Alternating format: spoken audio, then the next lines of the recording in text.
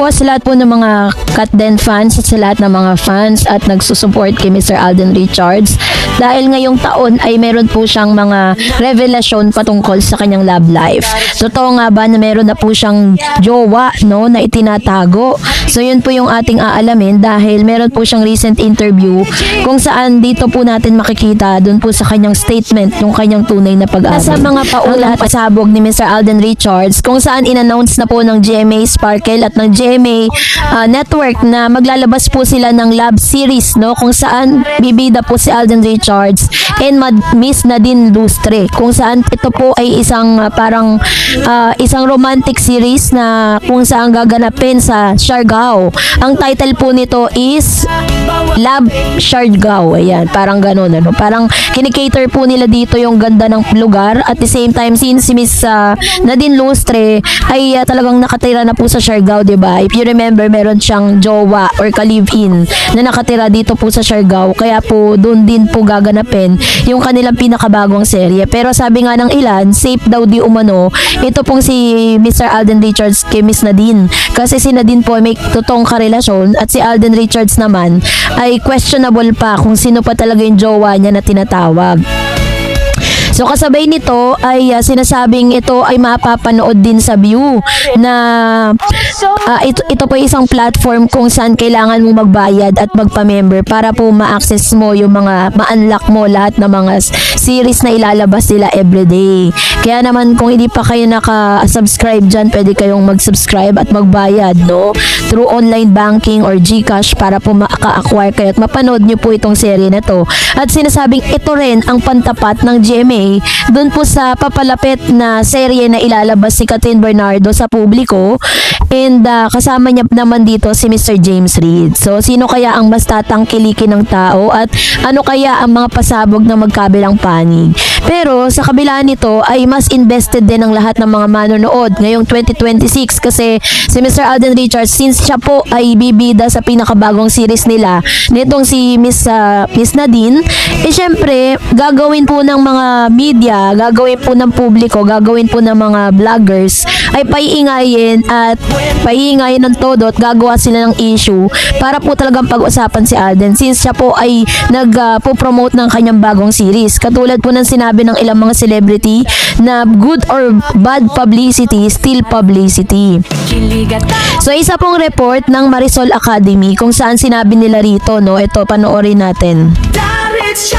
Magugulantang nga mga panay sa hula ng sidekick na si Mamu Gloria Escoto tungkol kay Alden Richards. Kung matatan kasi ay naudlot ang tambalan nila ni Catherine Bernardo. Ngunit ayon sa hula ay may love life na si Alden, ngunit itinatago niya lang ito sa publiko.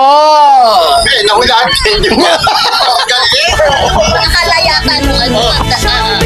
Ayun, sinabi po dito na meron pong isang parang sidekick, no, na sinasabing si Alden Richards daw. Ang totoong estado niya is ano na siya, may jowa na pero tinatago. Parang sinasabing hindi isinasa publiko.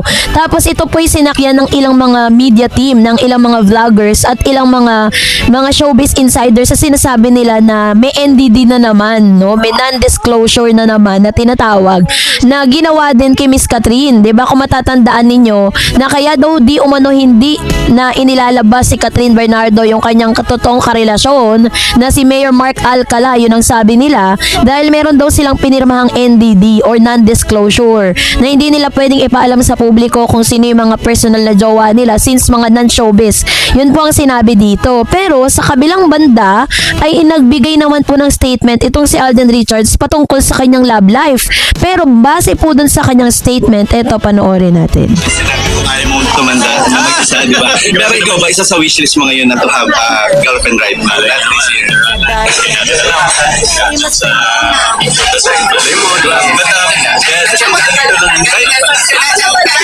But ano naman, kung dadating sa'yo, sabi nga ba, parang I'm waiting for love to come to me.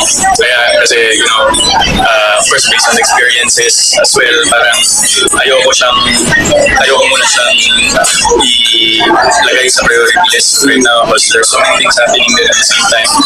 Gusto ko munang solidify lahat yun, at least ma-sustain muna lahat ng yun before diving into things like that, which is a different commitment naman.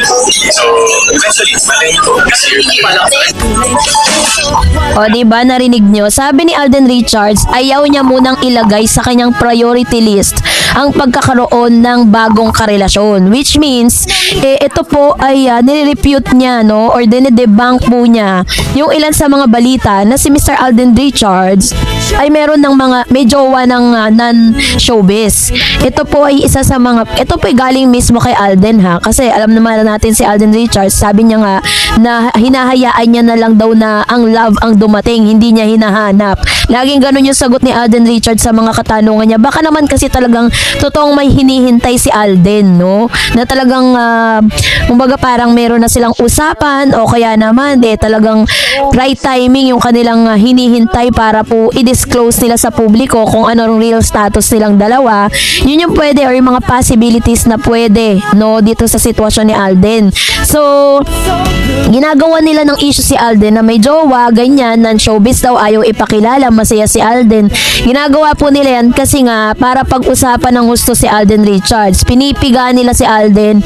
Kapag po may mga interview si Alden, laging ang tanong patungkol sa kanyang love life kasi sa mga ilang parte ng buhay niya, like sa kanyang career, 'di ba? Dito sa kanyang pag-aartista, successful naman siya kasi dire-diretso naman yung proyekto niya, lalo't na't meron po siyang bagong project na Tiger, na siya rin po mismo ang producer. Siya po ay kontrabida. Doon po first time niyang gaganap na kontrabida at international po yung kanyang atake doon, hindi po yung local.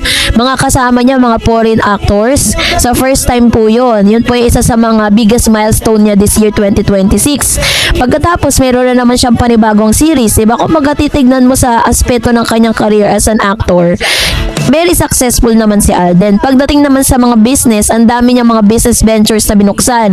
May panibago siyang branch ng McDo. Tapos po yung kanyang parang nagre-rebuild sila ng mga houses.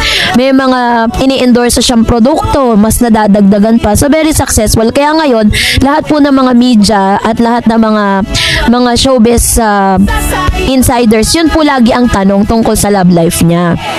Pero ang lagi lang sagot ni Alden is talagang ayaw niyang hanapin pero hinahayaan niyang dumating. So yun po yung kanyang laging sinasabi. Kaya magantay lang tayo, malay natin na one of these days or this year 2026 ay ipakilala at i-announce ni Alden Richards kung sino ba talaga yung kanya pong sino ba talaga yung kanyang napili, no? At sinasabing kanyang jowa daw na hindi pinapakilala sa publiko.